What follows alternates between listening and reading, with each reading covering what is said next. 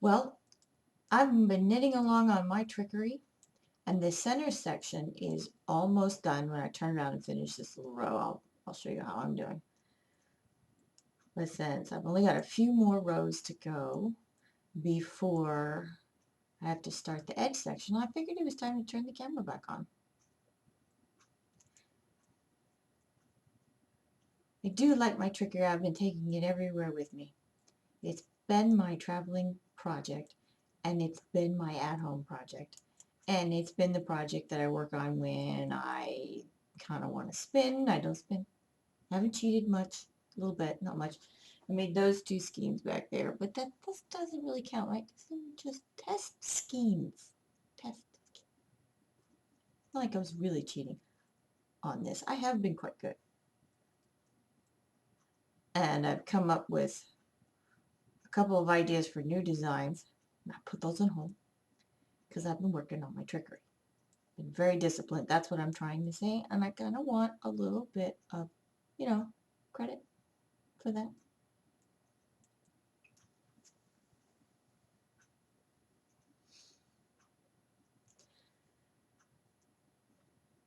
It's been very nice to see the trickeries coming along. And I know I've complained about this on the blog before, but I'm going to complain about it again. I know of 6 people in real life that are making trickeries. I don't know why they won't come on the blog and show you a picture of them.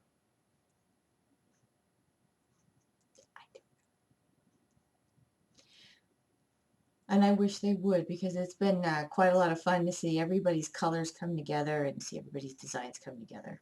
And there is nothing, absolutely nothing like seeing somebody make one of your designs.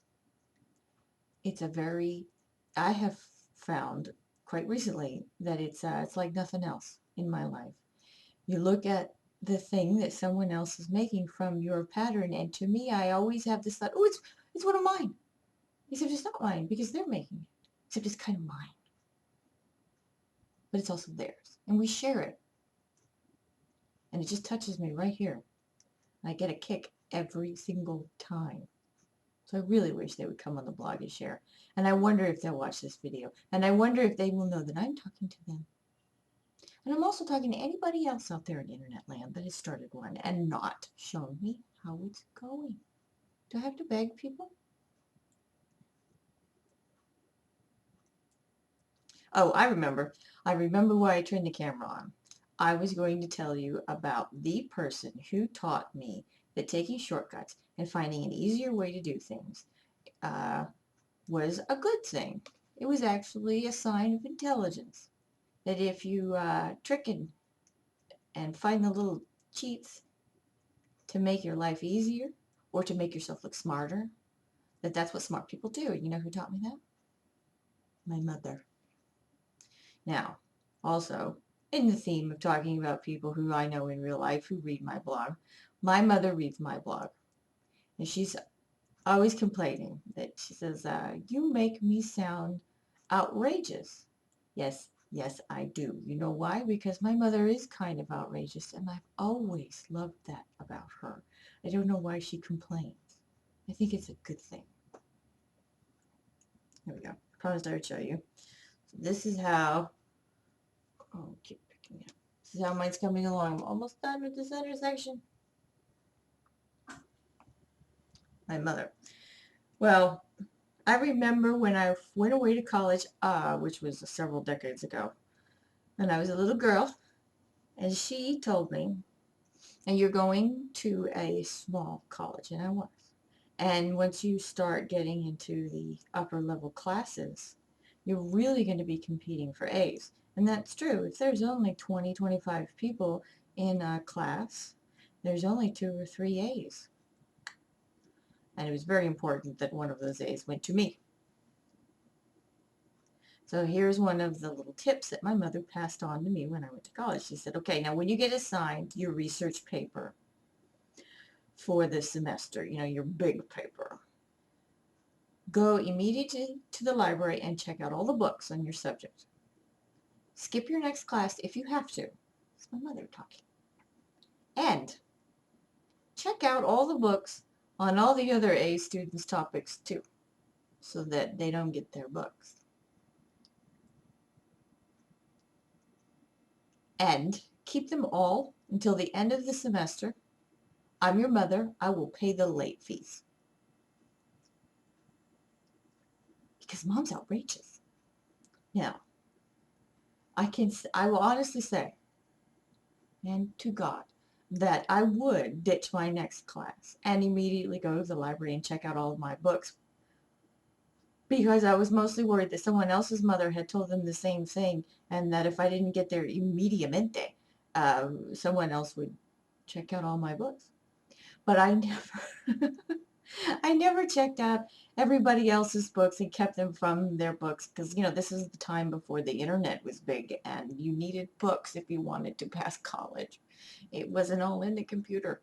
And I never did that to anybody. That would have been really, really, really mean. But later on, when I was taking a field mapping class, a geology field mapping class, and the professor would dump us all out in the desert every single Friday, and you would have to map this square mile, I remembered and applied the lessons that my mother had taught me.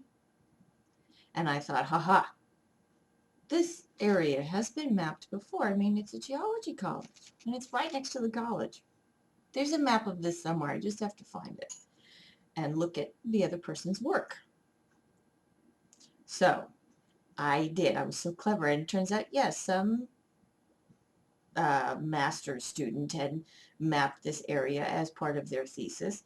And there it is right there in the card catalog. Dun, da, da, da, go to check out this master's thesis. And the professor has beaten me to it and pulled the master's thesis from the shelf. Ooh. So then I remember that all master's theses are for sale over at the Bureau of Economic Geology.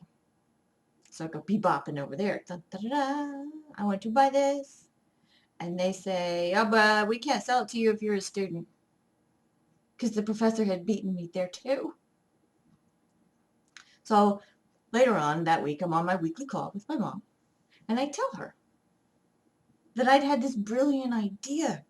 And I was going to check out the master's thesis for the square mile of the person who had mapped this back in the 80s. And guess what? Professor is smarter than me, because the professor had pulled all the copies, and that you can't get it from the library, and at the Bureau of Economic Geology, they won't sell it to you if you're a student. How sucky is that? And my mom said something along the lines of, oh, well, yes, well, it was a good try. And, and then we talked about other things, and it was, are you still dating that weirdo creep? Or are you managing to get any of your laundry done, dear? Or, something, I don't remember. But she gave me no hint, no warning. 3 days later, my mother walked into my dorm room because the door was open. And she just walks right in. And I said something along the lines of, Mom, Mom. And she took that master's thesis, that one that I was not allowed to buy, and threw it down on my bed. And she said, there you go. And I said, Mom. And she said, come on, I'll take you to lunch. And I said, Mom, because I hadn't caught up with reality. I was still trying to absorb the fact that my mother, who lived 80 miles down the interstate, had just appeared magically in my dorm room with no warning. She was always doing things like that. But she had come all that way, 80 miles, one way, to be an adult, a grown-up person that they couldn't say no to down at the Bureau of Economic Geology, and buy that thesis for me. And guess what? I got an A on that project. I did go out there every Friday and map and take my measurements, and do my little field sketches. But then, of course, I would go home and pull out my super secret copy of this old master's thesis and check my work. And I got an A. It's a good thing, too, because that professor was kind of cranky, and he was kind of mean, and he was kind of a creep, and it was really, really hard to get an A in his class. But I did it because I cheated. And so here we are. I'll give away my age a little bit because it's been 20 plus years. And here I am knitting, and I am still looking for ways to cheat. And guess what? I learned that from my mother.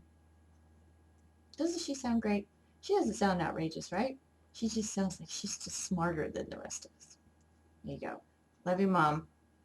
I love the fact that you're outrageous, and it's an absolutely true story. It's absolutely true. She really did drive 80 miles one way so that I could get a copy of that master's thesis and cheat a little in my college class. You don't think they'll take that A back, do you? Eh. Okay, so I think I've estimated, because I'm measuring with the weight and with the length, I think I only have like a couple more rows, and then I'm going to have to stop and do some stitch counting and put in the stitch markers and start my edge section. I hope you're liking Trickery, and I hope you like that story, and I'll see you next time.